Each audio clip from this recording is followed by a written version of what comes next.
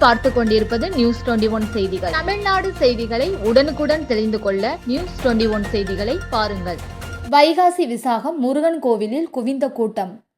தேனி பெரியகுளம் பிரதான சாலையில் வேல்முருகன் கோவில் அமைந்துள்ளது. இக்கோவிலில் இன்று காலை வைகாசி விசாகத்தை ஒட்டி சிறப்பு வழிபாடு நடைபெற்றது. இதில் முருகப்பெருமானுக்கு சிறப்பு அலங்காரம் செய்யப்பட்டு சிறப்பு பூஜை நடைபெற்றது. இதில் தேனி நகர்பகுதியில் இருந்து ஏராளமான பக்தர்கள் சாமி தரிசனம் செய்தனர். இதனால் பெரியகுளம் சாலையில் கூட்டம் காணப்பட்டது. தமிழ் கடவுள் முருகப்பெருமானை வழிபடுவதற்கு உகந்த நாட்களில் மிக முக்கியமான நாள் வைகாசி விசாகம். வைகாசி மாதத்தில் வரும் விசாக நட்சத்திரத்தில் இந்த விழா கொண்டாடப்படுகிறது. பெரும்பாலான முருகன் கோவில்களில் வைகாசி விசாகம் 10 நாள் விழாவாக கொண்டாடப்படுகிறது. வைகாசி விசாகத்தன்று பக்தர்கள் பால்குடம் மற்றும் காவடிகளை ஏந்தி முருகன் கோவிலுக்கு சென்று தரிசனம் செய்வது வழக்கம்.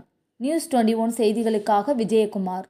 ராணிப்பேட்டை மாவட்டம் ஆற்காடு பேருந்து நிலையத்தில் மாதந்தோறும் பௌர்ணமி அன்று அன்னதானம் வழங்கி வரும் Sri Jothilingeswarar சிவனடியா Seva public charitable trust பல்வேறு ஆன்மீக பணிகள், பள்ளி மாணவ மாணவிகளுக்கு உதவி செய்தல், மரம் நடுதல், இரத்த தான முகாம் நடத்துதல், மருத்துவ முகாம் நடத்துதல், துப்புரவு பணியாளர்களுக்கு நலத்திட்ட உதவிகள் வழங்குதல் போன்ற எண்ணற்ற பொது சேவை பணிகளை செய்து வருகின்றனர். இதில் உதவி செய்ய விருப்பமுள்ளவர்கள் தொடர்பு கொள்ளவும். நிறுவன தலைவர் ஜெய் மாருதி சரவணன், எண் 3, ராஜ முதலியார் தெரு, ஆற்காடு, ராணிப்பேட்டை மாவட்டம்.